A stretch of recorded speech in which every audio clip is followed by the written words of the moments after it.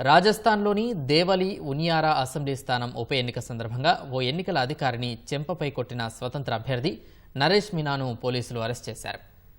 సమరావత్ గ్రామంలో ఉన్న నరేష్ మీనాను అదుపులోకి తీసుకునేందుకు భారీ సంఖ్యలో పోలీసులు వెళ్లారు.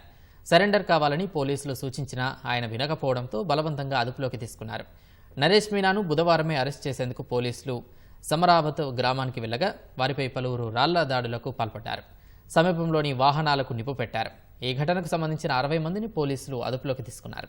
కాంగ్రెస్ రెబల్ నేత అయిన నరేష్ మీనా బుధవారం పోలింగ్ విధులు నిర్వహిస్తున్న ఎస్డీఎం అమిత్ చౌదరిని చెంపదెబ్బ కొట్టారు. సమరావత్ గ్రామానికి ఉనియారా తహసీల్లో కలపాలని ఆ గ్రామస్తులు డిమాండ్ చేస్తూ ఉప ఎన్నికను బహిష్కరించారు. వారికి నరేష్ మీనా మద్దతు ప్రకటించారు. ఓటు హక్కు వినియోగించుకోవాలని సమరావత్ గ్రామంలో ఎస్డీఎం అమిత్ చౌదరి పర్యటించగా ఆయన్ను స్వతంత్ర అభ్యర్థి చెంపపై కొట్టారు.